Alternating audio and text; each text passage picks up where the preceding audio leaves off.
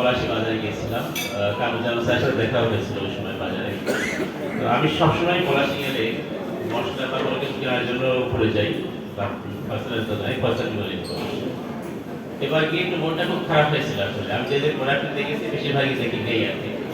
তাই খুব একটু হতাশ হয়ে নিচেতে গেলাম যে এরপর বিজনেস খুব খারাপ যাচ্ছে না। তো মানে ও আমার ডাইরেক্ট থিসিস স্টুডেন্ট। সো মনটা বেশ খারাপ হয়ে গেল। আমি সত্যি তোকে ফোনও করলাম আসলে যে তোমার কি অবস্থা। পরশু দিন যখন আবার ফোন পেলাম শনিবারে যে একটা প্রোগ্রাম হচ্ছে, তখন আবার আশায় খুব বাঁধলাম যে না, কোথায় বেশ ভালোই আছে। আর আজকে প্রোগ্রামটা থেকে মনে হচ্ছে না আমার বিজনেস মানে হতাশার কিছু নাই, ইনশাআল্লাহ আরো সামনে ভবিষ্যৎ যাবে। ওরা যখন সেকেন্ড ইয়ারে পরে আমি তখন ওদের সাথে কক্সবাজার এবং চিটাগাং আগে ট্যুরে গিয়েছিলাম।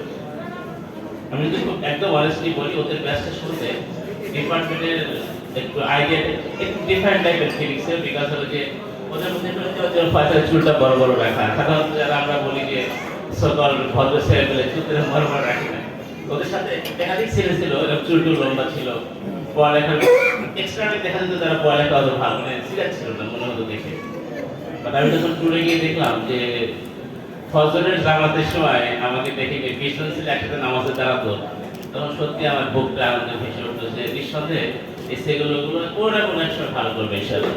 কারণ আমি পার্সোনালি বিশ্বাস করি যে একাডেমিক রেজাল্ট, বিশেষ করে আমাদের এখন মানে বাস্তব জীবনে আসতে দেখছি যে আসলে একাডেমিক রেজাল্টই সব কিছু নয় আসলে। আমি মাত্র চাকরি টিচার হয়েছি কারণ আমার যে বন্ধু এখান থেকে অন্য কোনো প্রফেশনে আছে আমার চেয়ে ভালো অবস্থানে আছে। আমি পার্সোনালি বিলিভ করি যে একজন মানুষ যদি সৎ হয়, উদ্দেশ্য যদি সৎ থাকে, ইনশাআল্লাহ ইনশাআল্লাহ অবশ্যই সে সফল হবে। এবং আমি দেখতে পেলাম যে আলটিমেটলি কিন্তু ওদের ব্যস্তে সবচেয়ে বেশি সংখ্যক ছেলে পেলে বোধ হয় উইদিন ভেরি শর্ট টাইম বাইরে গিয়েছে এবং প্রত্যেকেই এস্টাবলিশ হয়েছে, প্রত্যেকে অলমোস্ট প্রত্যেকে। এবং ওদের রেজাল্টও ছিল অলমোস্ট ওই কাছাকাছি, খুব যে বেশি ডিফারেন্স যে 25 এরকম ছিল না।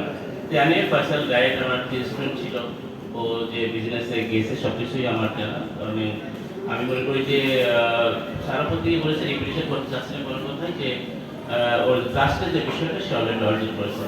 যে কোনো বিজনেসের মধ্যেই ঘাত প্রতিঘাত যে কোনো ক্ষেত্রেই। আজকে আমি ছোট্ট একটা মেসেজ দেখেছিলাম, এটাই প্রত্যাশা করি। আমি মনে করি যে এই যে তার যে বিজনেস, তার যে এন্টারপ্রেনার হওয়ার যে স্বপ্ন, আমি লোকে লিখেছি আজকে সকালে যে আমি ইন দ্য লং রান একসময় দেখতে চাই বাংলাদেশের গ্রেটেস্ট কিন্তু এন্টারপ্রেনার মধ্যে তুমি একজন আসো আর কি।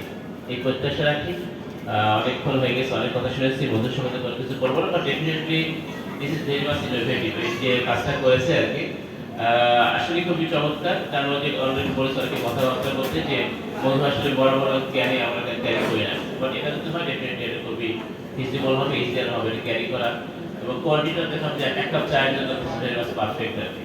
তো আমি ধন্যবাদ দিই যে টিম একটা আইডিয়া নিয়ে আসার জন্য। আমি শিওর যে এটা ইনশাআল্লাহ ভালো মার্কেটের সবাইকে পছন্দ করবে। চেহারা কালারটা দেখতে খুব সুন্দর লাগছে, ফয়েলটা খুব সুন্দর লাগছে। তো দোয়া থাকলো ফয়সাল এবং তার টিমের জন্য। এবং আমি মনে করি যে আসলে আমরা যারা ইভেন আমরা যারা করেছি একটা খুব কম সংখ্যক আমাদের মধ্যে এন্টারপ্রেনার হয়েছে আর কি। বাট যারাই হয়েছে আর কি হয়তো আমি দেখছি প্রত্যেকেই খুব ভালো অবস্থা আছে। শুরুতে হয়তো স্ট্যান্ড আপ করতে হয়েছে।